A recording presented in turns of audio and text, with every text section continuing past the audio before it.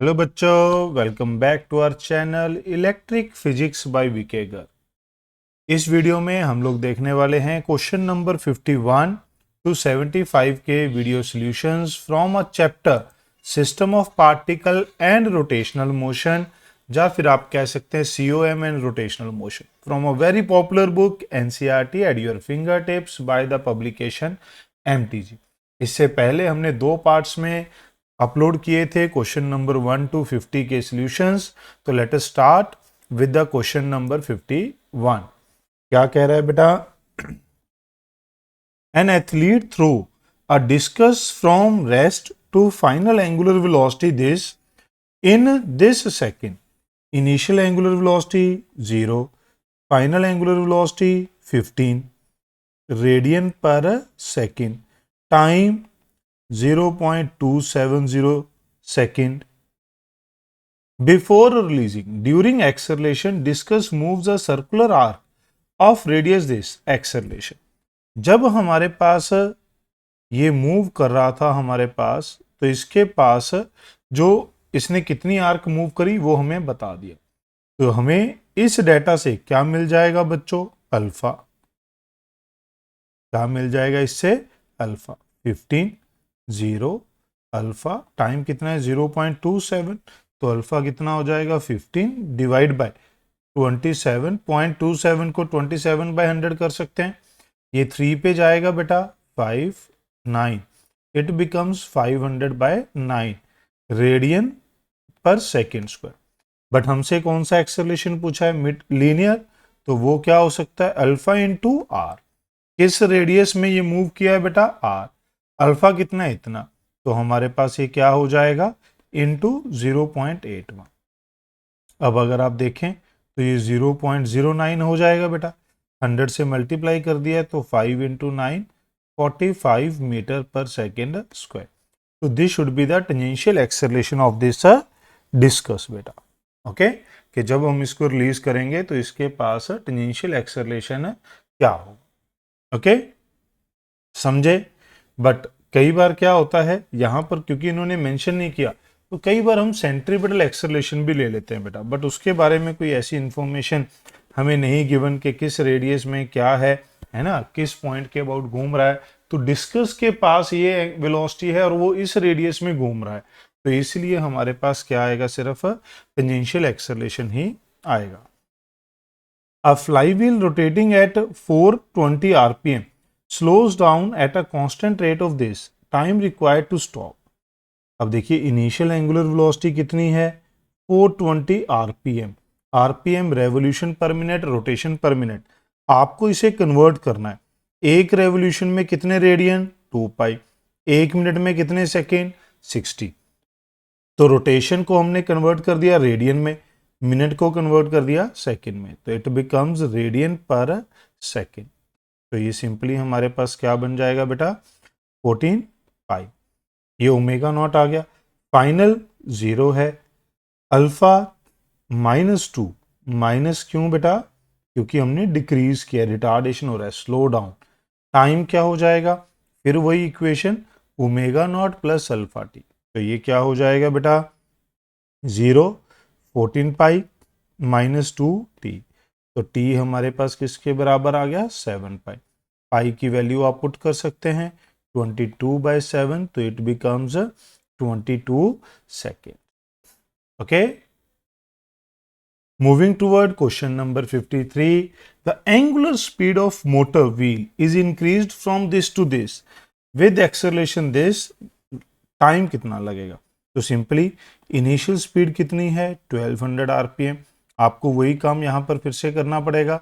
आपको इसे 2 पाई/60 यहां पर आप देखिए, तो ये क्या हो जाएगा हमारे पास? 40 पाई। और फाइनल यहां पर 3120 आरपीएम। यहां पर भी आपको वही काम करना है, 2 पाई/60। तो देख लीजिए, ये 5, 2, 104 कुछ इस तरीके का बनना चाहिए बेटा। ओके,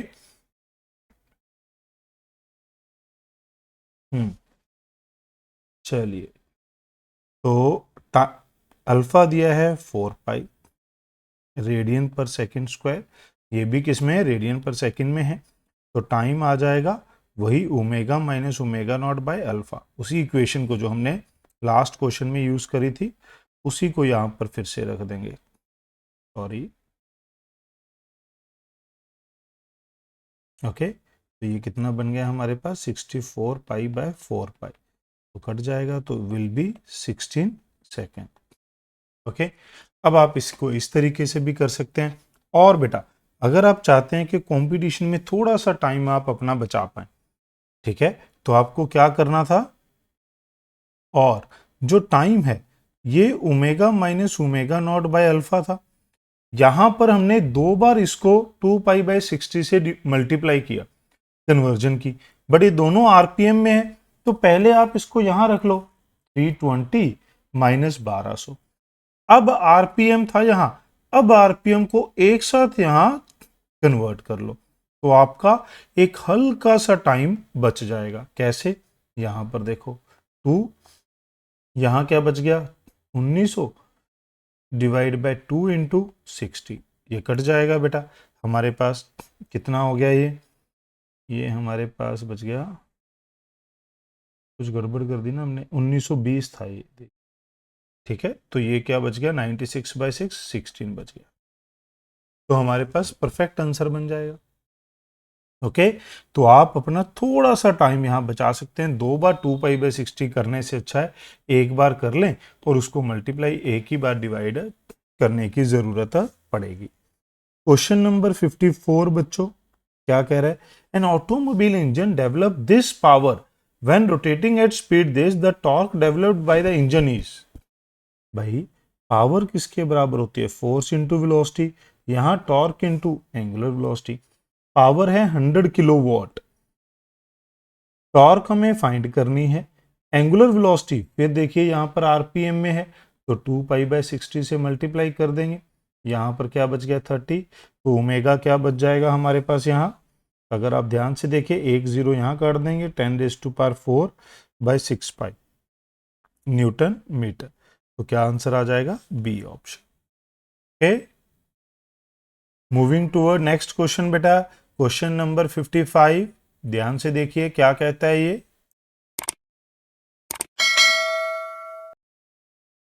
ये कहता है a cord of negligible mass is wound around the rim of a flywheel of mass this and radius this, a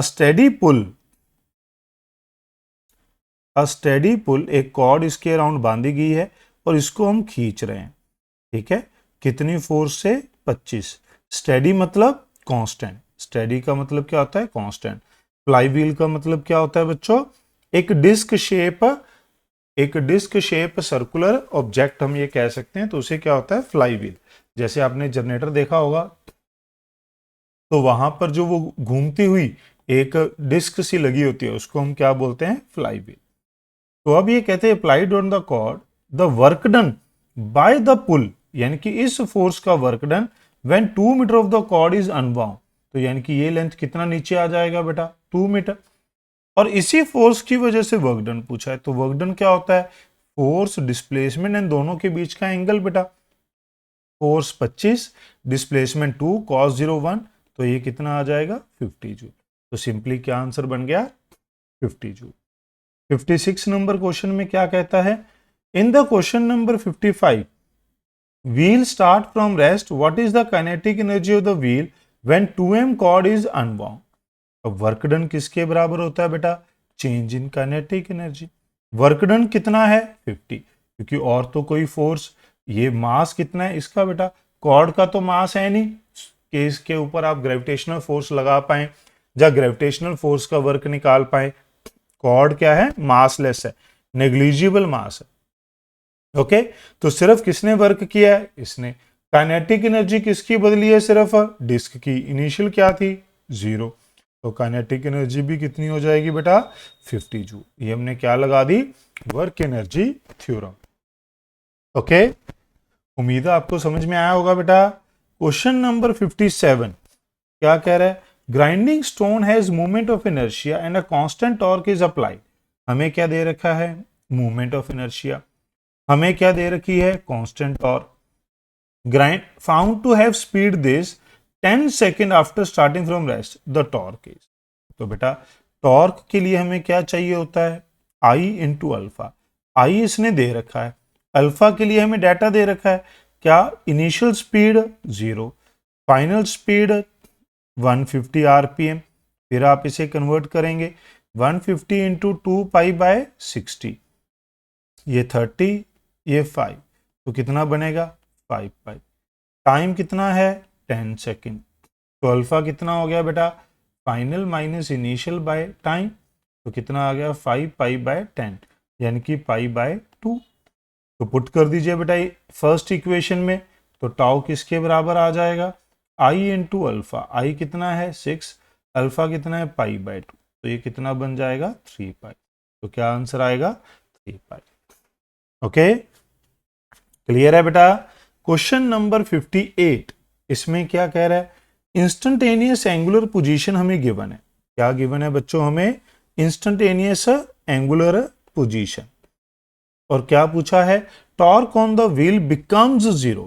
torque कब 0 होगी, टॉर्क 0 का मतलब अल्फा 0।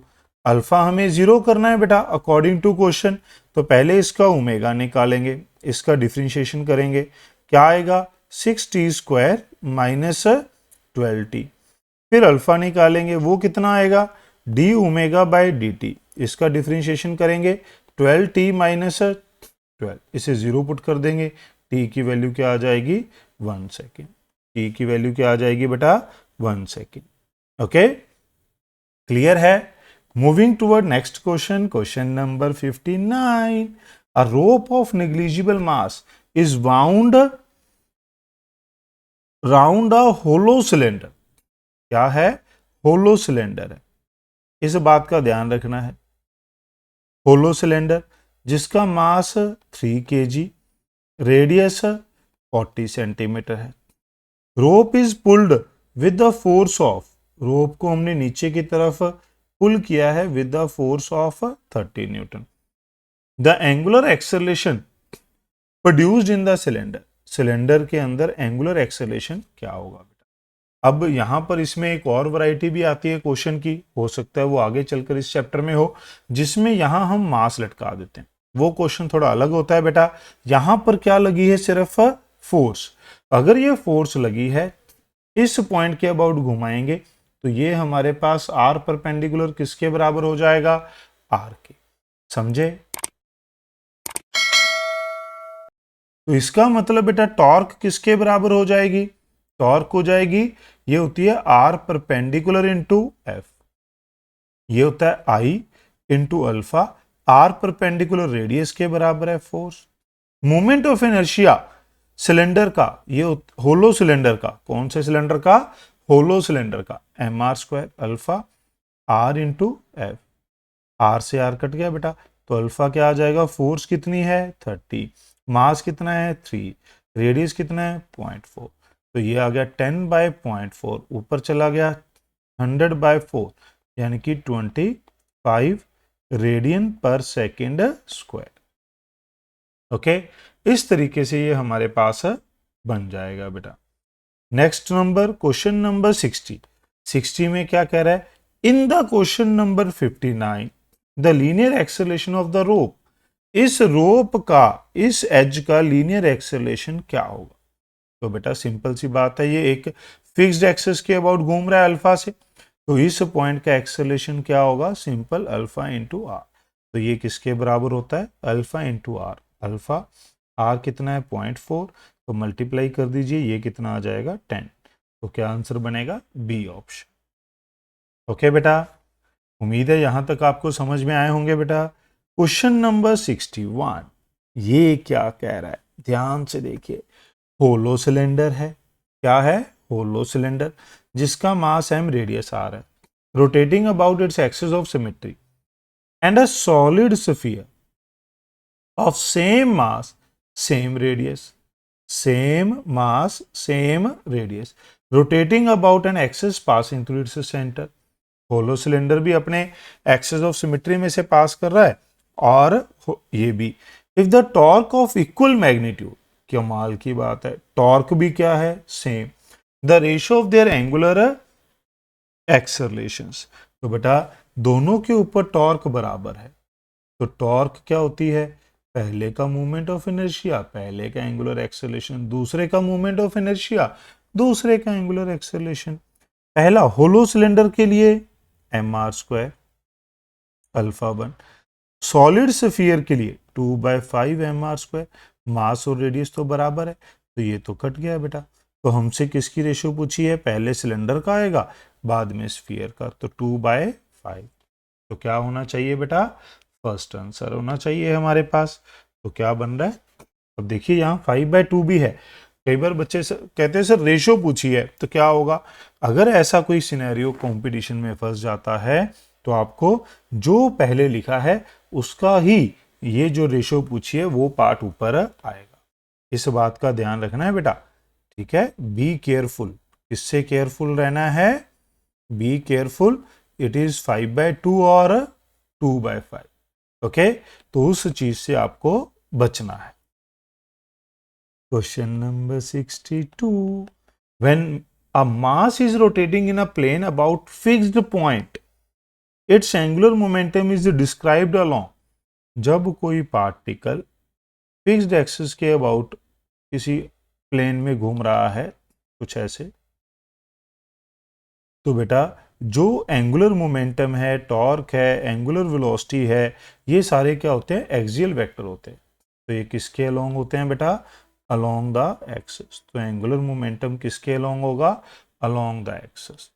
ये जो बैक साइड है ये पीछे वाली साइड है बेटा, है ना। तो ये ऐसे घूम रहा है, ऐसे।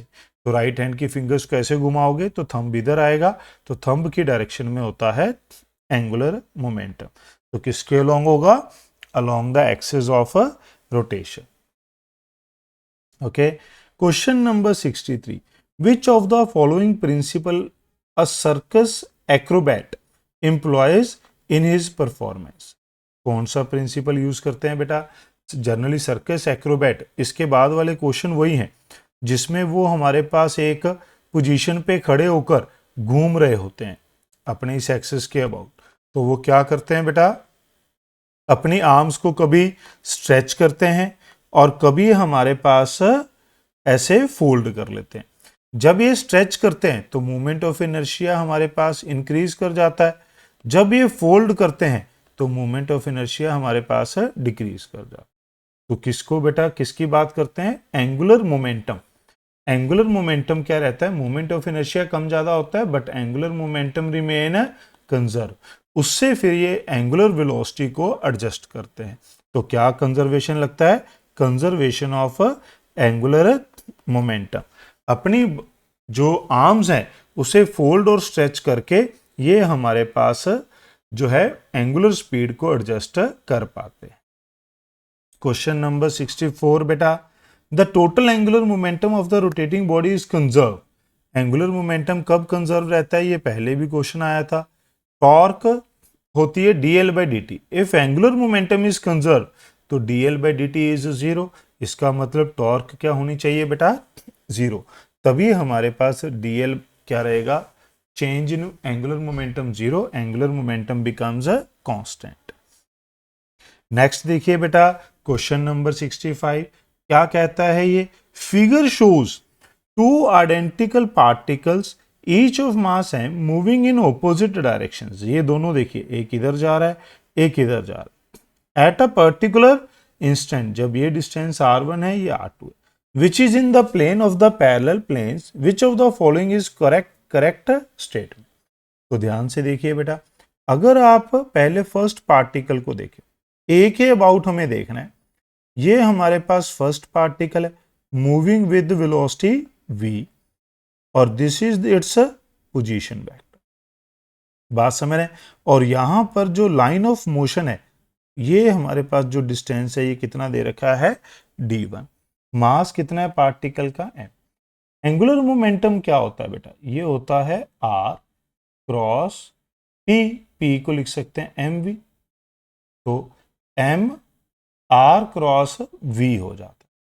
तो या तो हमारे पास क्या आना चाहिए था, m r1 cross v, but यहां पर देखो R1 वेक्टर तो है, बट बीच में इनके कोई क्रॉस नहीं है, बीच में इनके क्रॉस नहीं है। तो दूसरा फॉर्मूला क्या होता है बेटा इसका,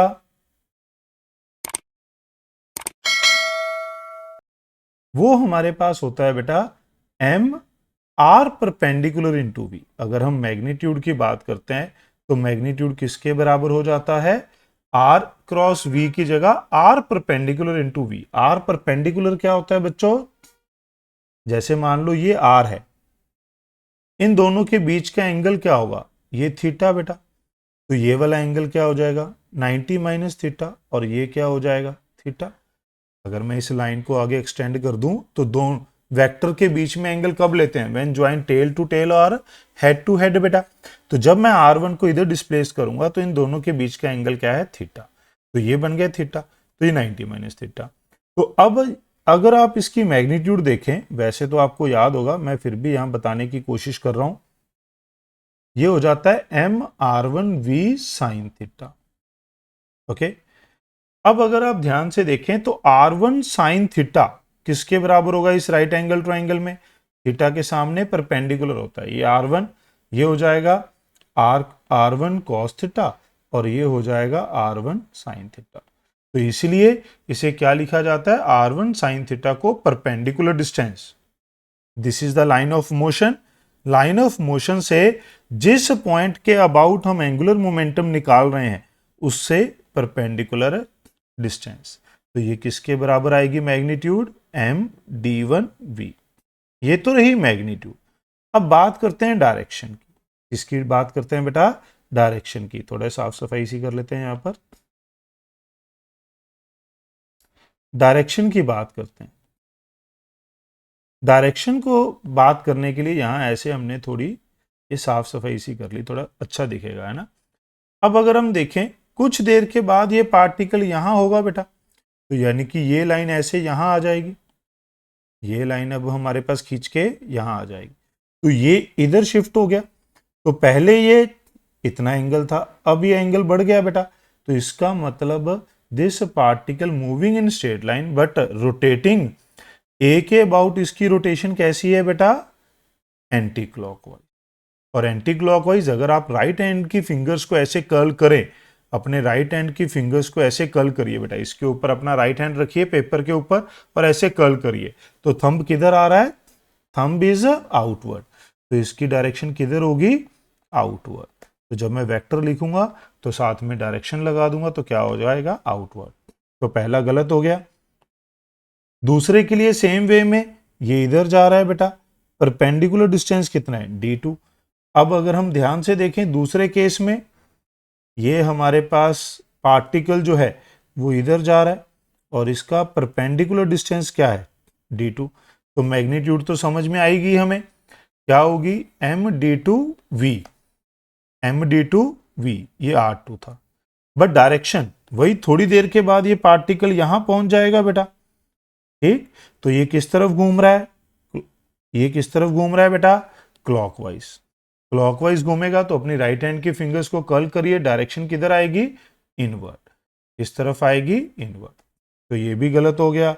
अब कह रहे हैं टोटल एंगुलर मोमेंटम, एक एक पार्टिकल को तो देख लिया, नेट क्या होगा, इन दोनों का सम, इन दोनों का वेक्टर सम बेटा, वेक्टर सम। अब जब वेक्टर सम लिखते हैं, ये आउटवर्ड है ये इनवर्ड है, तो डायरेक्शन क्या है, ओपोजिट। इसलिए जब हम लिखेंगे तो नेट क्या आ जाएगा हमारे पास बेटा, एक को प्लस, आउटवर्ड को क्या लिखा जाता है, प्लस के, और इनवर्ड को क्या लिखते हैं, माइनस के। अगर हमें वैसा नहीं देखना तो हमें क्या करना है, सिर्फ दोनों को सब्ट्रैक्ट कर देना है। कौन सा बड़ा है, d2 वाला बड़ा है, तो M2dV माइनस M1d1, जो बड़ा है उसी की तरफ नेट डायरेक्शन रहेगी, तो किधर आ जाएगा, इनवर्ड। तो क्या बचेगा बेटा, MV_d2 माइनस d1 क्रॉस। तो क्या आंसर बनेगा, डी ऑप्शन।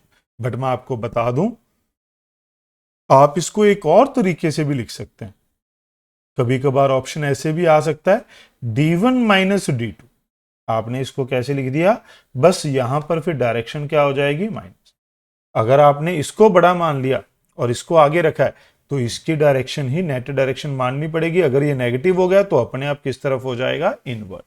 तो एक्यूरेट आंसर क्या है ये, क्योंकि मास और स्पीड बराबर थी, d2 बड़ा है इसलिए हमने d2 माइनस d1 लिखा है। बट ऑप्शन बनाने वाले पे डिपेंड करता है वो किस तरीके की ऑप्शन आपको देता है। उम्मीद है ये समझ में आया होगा। नेक्स्ट क्वेश्चन है question number 66। Solid cylinder of mass this radius this rotate about an axis with angular speed this. Angular momentum क्या होता है? अगर कोई पार्टिकल हो तो mv r क्रॉस mv, जो हमने पिछले क्वेश्चन में देखा, पार्टिकल सर्कल में घूम रहा हो तो mvr। अगर कोई बॉडी घूम रही हो जैसे कोई सॉलिड सिलेंडर, डिस्क, स्फीयर, तो आई ओमेगा। सॉलिड सिलेंडर का आई क्या होता है? mr²/2 into omega. तो मास कितना है 20, रेडियस कितना है 0.2/2, ओमेगा कितना है 100। ये कितना बच गया 10, ये कितना बच गया 4/100 इंटू 100। तो क्या आंसर आ जाएगा 40 जूल सेकेंड। तो ये L आ गया हमारे पास 40 जूल सेकेंड बेटा।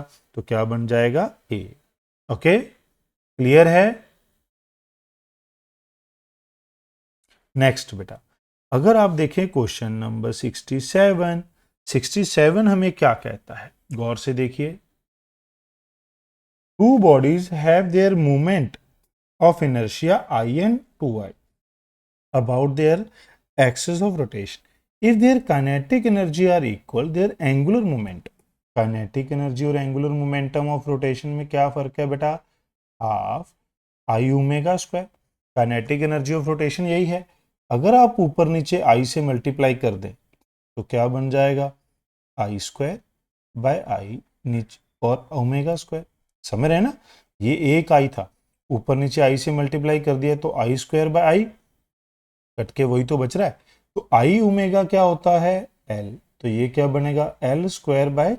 क्या ये बात समझ में आई? Two bodies have their movements of inertia about their axis of rotation if their kinetic energies are equal. अगर दोनों की काइनेटिक एनर्जीज बराबर हैं तो एंगुलर मोमेंटम की ratio half L1²I half L2²/2I। पहले का मोमेंट ऑफ इनर्शिया कितना था I, दूसरे का 2I। तो बेटा अब अगर आप मेरा साथ दें, ये कट गया, I से I कट गया, L1/L2 का स्क्वायर, इधर क्या बच गया 1/2। तो L1/L2 किसके बराबर आएगा 1/√2। तो क्या आंसर आएगा सी ऑप्शन। समझे? यहां पर भी जैसे मैंने पहले क्वेश्चन में समझाया था 1/√2 भी है, √2 रेशो 1 भी है। कई बार बच्चे कहते हैं सर इसने कौन सा दिया कि L1/L2, तो जो पहले है उसी के कोरस्पॉन्डिंग जो रेशो में ऊपर आएगा। Okay, 68, question number 68। इसमें देखिए थोड़ी सी प्रॉब्लम है इस क्वेश्चन में। अब ऐसा क्वेश्चन पहले नीट में भी आया हुआ है, बट वो किसी अलग चैप्टर में, जिसमें स्टेटमेंट में थोड़ी सी प्रॉब्लम है, बट हमें स्टेटमेंट को ही मानकर क्वेश्चन को सॉल्व करना है। क्या कहता है? Child is standing with his 2 arms outstretched at the centre of turn table that is rotating about it's central axis with angular velocity omega. तो पहले जो एक चाइल्ड है वो टेबल पे खड़ा था, उसका मोमेंट ऑफ इनर्शिया I0 और एंगुलर वेलोसिटी ओमेगा0। अब जैसे ही ऐसा क्वेश्चन आता है तो देख के दिमाग की घंटी बजती है कि it is based on conservation of angular momentum. तो सिंपल वही लगना है, is equal to, now the child fold his hand. अगर उसने फोल्ड कर लिया तो मोमेंट ऑफ इनर्शिया कम होना चाहिए था ना, बट यहां पर तो बढ़ गया, so that moment of inertia becomes 3 times. Moment of inertia 3 times बढ़ गया, तो फाइनल एंगुलर वेलोसिटी क्या हो जाएगी ओमेगा0/3। हमें सिंपल जो स्टेटमेंट गिवन है उसी को फॉलो करना है बेटा। आप समझे? आई एंगुलर मोमेंटम क्या रहता है, जैसे हमने वो एक्रोबैट वाली प्रॉब्लम में कहा था, जब एक कोई बंदा जब ऑब्जेक्ट अपने एक्सिस के अबाउट घूम रहा है, अपनी ये आर्म्स को स्ट्रेच या फोल्ड करता है, तो एक्सटर्नल कोई फोर्स नहीं लगती, इसलिए एंगुलर मोमेंटम क्या रहता है, कंजर्व। तो क्या आंसर आ जाएगा, ओमेगा नॉट बाय 3। अब कई बार बच्चे कहते हैं सर जब उसने आर्म्स को फोल्ड कर लिया तो कम होना चाहिए था। मैं आपकी बात से बिल्कुल एग्री करता हूं। जैसे क्वेश्चन नंबर आएगा आगे चलकर, क्वेश्चन नंबर 72, उसमें कम किया हुआ है, बट बाय चांस अगर कंपटीशन में ऐसे कोई क्वेश्चन आ जाता है जो पहले आया हुआ है, कंपटीशन में भी ऐसे क्वेश्चन आए हुए हैं, पीवाईक्यू में मिलते हैं, तो आपको जो दिया डाटा, गिवन डाटा है, उसी के अकॉर्डिंग चीजों को हैंडल करना है बेटा। ओके, फिर कहता है question number 69, a circular platform is mounted on a vertical frictionless axle. एक हमारे पास ये सर्कुलर, अरे बात,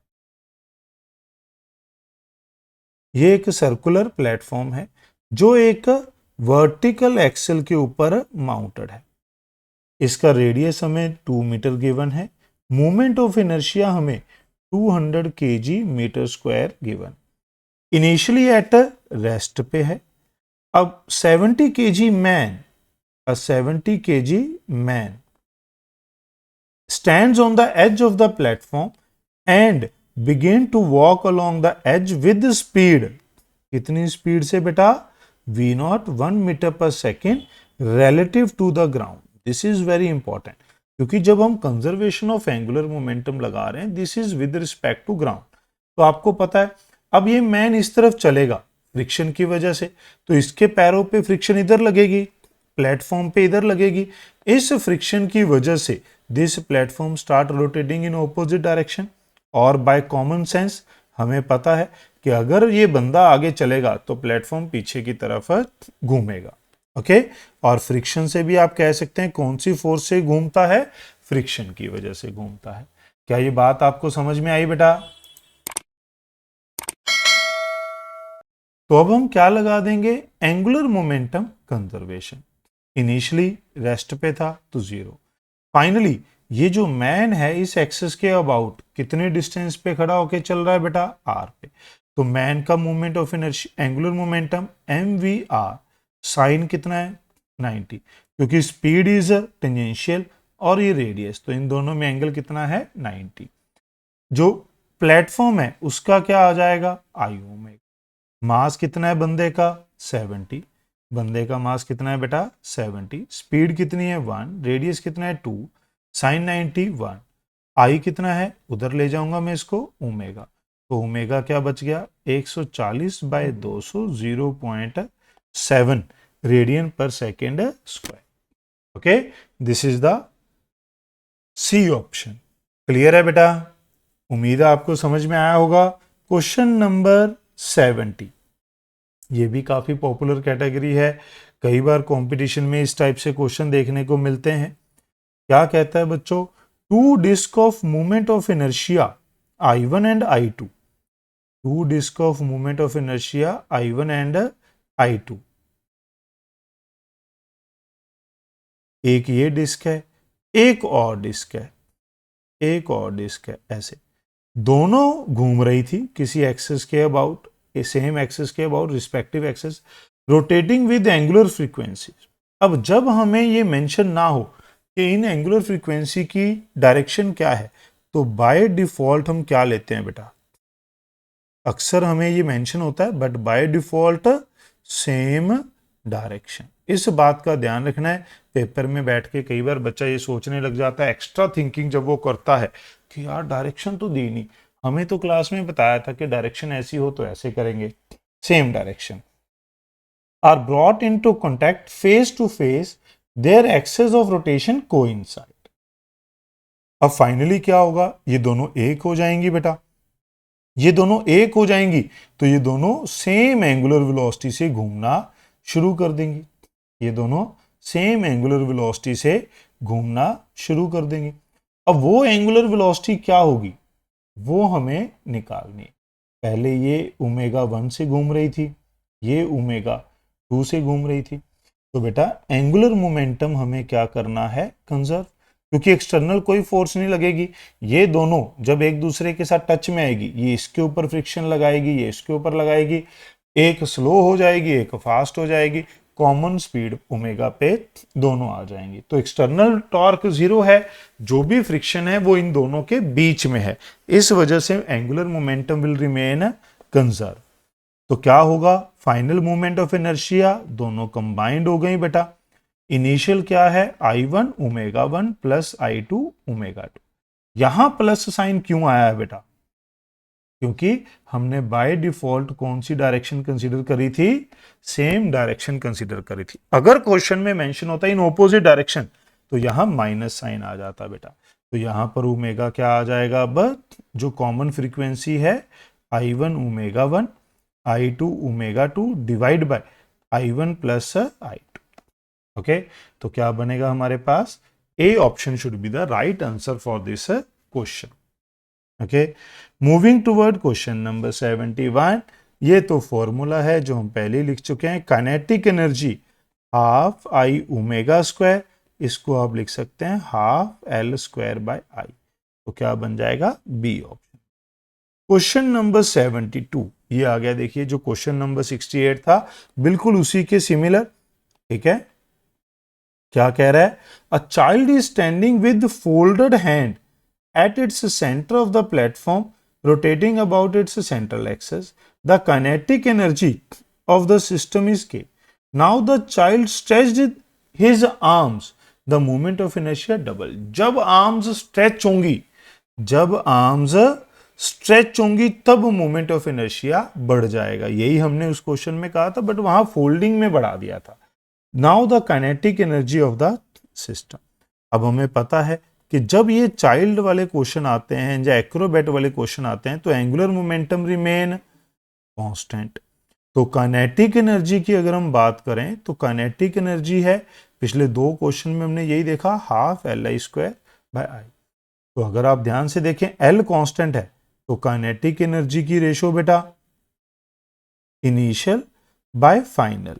तो ये क्या आ जाएगा, मूवमेंट ऑफ इनर्शिया के इनवर्स आ जाएगा, क्योंकि L तो कांस्टेंट है तो इनवर्सली प्रोपोर्शनल टू I, तो फाइनल का ऊपर इनिशियल का I। तो final angular moment of inertia क्या है, डबल है। तो जो फाइनल एनर्जी है वो इनिशियल की क्या हो गई, हाफ। इनिशियल कितनी थी, K, तो K बाय 2। तो क्या आंसर आ जाएगा, K बाय 2। समझे, एंगुलर मोमेंटम कंजर्व है तो काइनेटिक एनर्जी, अगर मोमेंट ऑफ इनर्शिया बढ़ेगा तो काइनेटिक एनर्जी कम हो जाएगी। क्वेश्चन नंबर 73 देखिए बेटा, क्या कह रहा है, ये जो हमने ऊपर अभी क्वेश्चन नंबर कौन सा देखा था 70, उसी का सेकंड पार्ट आ गया बेटा। Two disc of moment of inertia I1 I2 about the respective axes and rotating through this are brought in contact. इसने भी नहीं कहा सेम डायरेक्शन या ऑपोजिट, तो बाय डिफॉल्ट यहां पर क्या लेंगे, सेम डायरेक्शन। बाय डिफॉल्ट कौन सी डायरेक्शन, सेम। तो rotation coincide with each other, what is the loss of kinetic energy. तो बेटा फाइनल एंगुलर वेलोसिटी बेस कौन सा क्वेश्चन है 70, फाइनल एंगुलर वेलोसिटी क्या हो जाएगी, I1 omega 1 I2 omega 2 divide by I1 plus I2। तो बेटा जो लॉस होता है काइनेटिक एनर्जी लॉस, जब आपने मेंशन कर दिया लॉस तो इसका मतलब initial kinetic energy minus final. तो आप क्या लिखेंगे, half I1 omega 1 square half I2 omega 2 square minus half I1 plus I2 omega का स्क्वायर। अगर आप चाहें तो मैं ये कैलकुलेशन कर भी सकता हूं, यहां आपको ओमेगा रखना है, यहां पर वैल्यू पुट करेंगे, पूरा सॉल्व करेंगे।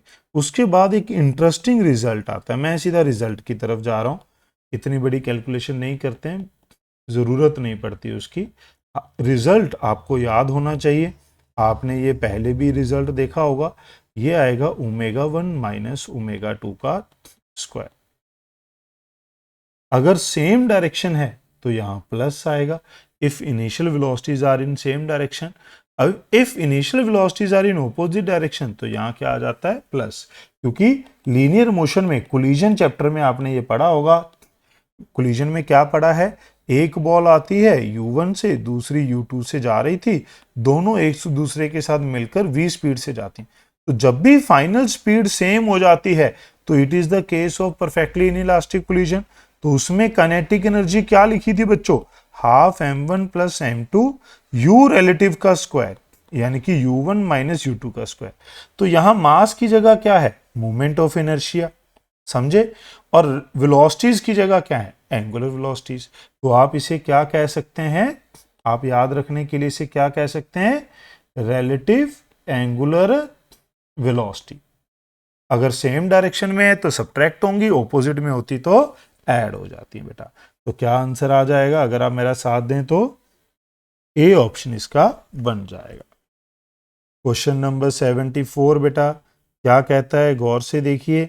A man stands on a rotating platform, ये भी उसी टाइप का आ गया बेटा, कंजर्वेशन ऑफ एंगुलर मोमेंटम पक्का लगता होगा।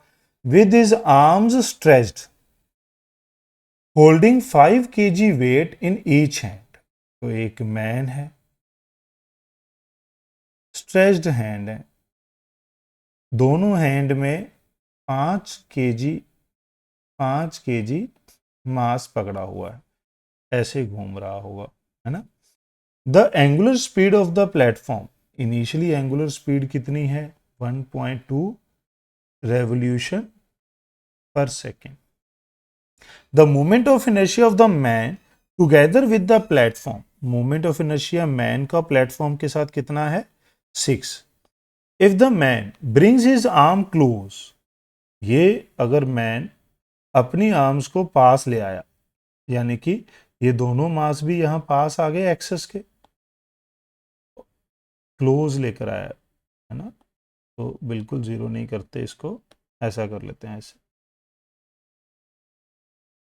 ऐसे पास ले आया। तब हमारे पास if the man brings his arm close to his the chest, distance of each weight from the axis, ये जो हर एक वेट का डिस्टेंस पहले कितना था 100 सेंटीमीटर, अब कितना रह गया 20 centimetre. The new angular speed, यानी कि हमें एंगुलर मोमेंटम कंजर्व करना है बेटा, तो क्या लगाना है, final initial angular momentum conserve करना है। तो फाइनल एंगुलर मोमेंटम क्या होगा बेटा, सिस्टम का मोमेंट ऑफ इनर्शिया प्लस एक मास का, मास कितना है 5 kg, डिस्टेंस कितना है सेंटीमीटर को मीटर में 0.2, दो मास है तो डबल से मल्टीप्लाई कर दी। एंगुलर वेलोसिटी ओमेगा, इनिशियल क्या था पूरे सिस्टम का आई, हर एक मास कितना है 5, डिस्टेंस कितना था 100 सेंटीमीटर यानी कि 1 मीटर, 2 के लिए 2 से मल्टीप्लाई कर दिया, initial angular velocity omega naught. ये कितना है 6, ये क्या आ गया 10 इंटू 4/100 ओमेगा, ये कितना है 6, ये कितना आ गया बेटा 10, ये कितना था 1.2 रेवोल्यूशन पर सेकेंड। मेरे पास आंसर भी किस में है, रेवोल्यूशन पर सेकेंड में, तो कन्वर्जन की जरूरत नहीं है। तो ये कितना बन गया बेटा हमारे पास 6.4 इंटू ओमेगा, 16 इंटू 1.2 बन गई बात, ये कट गया 0.4, तो ओमेगा आ गया 1.2 डिवाइड बाय 0.4 यानी कि 3 रेवोल्यूशन पर सेकेंड। तो क्या आंसर आ जाएगा, बी ऑप्शन। क्वेश्चन नंबर 75 ध्यान से देखिए बेटा क्या कह रहा है, a ballet dancer dancing on a smooth floor, ballet dancer भी यही होते हैं बेटा जो एक पॉइंट पे डांस करते करते कभी बीच में एक पॉइंट पे ऐसे दोनों लेग्स को पास में लेकर आकर घूमते हैं, ठीक है। A ballet dancer dancing on a smooth floor is spinning about its vertical axis, okay, with her arms folded with angular velocity this, arms folded है, स्पीड ज्यादा होनी चाहिए, मोमेंट ऑफ इनर्शिया कम होगा। When she stretch her arm fully the spinning speed decrease, क्योंकि moment of inertia increase. I is the initial moment of inertia of the dancer, the new moment of inertia. Simple बात है बेटा, angular momentum को क्या करना है, conserve करना है। तो क्या होगा, फाइनल आई हमें फाइंड करना है, स्पीड कितनी है 10, initial moment of inertia I है, स्पीड कितनी है 20, तो फाइनल मोमेंट ऑफ इनर्शिया क्या हो जाएगा 2i, ओके। तो क्या आंसर आ जाएगा 2i, ओके बेटा। तो इसके साथ ही हमारी ये क्वेश्चन नंबर 51 टू 75 की डिस्कशन खत्म होती है बेटा। मैं उम्मीद करता हूं कि आपको सभी क्वेश्चन के सॉल्यूशन समझ में आए होंगे। फिर भी कोई डाउट हो तो आप हमारे टेलीग्राम चैनल पे ज्वाइन कर सकते हैं, जिसका लिंक डिस्क्रिप्शन में गिवन है। बाकी सभी वीडियोस को भी देखने के लिए प्लेलिस्ट का जो लिंक है वो भी डिस्क्रिप्शन में दिया गया है। तो बेटा at the end I would say remember to like, comment, share and subscribe. Thanks for watching. Keep studying.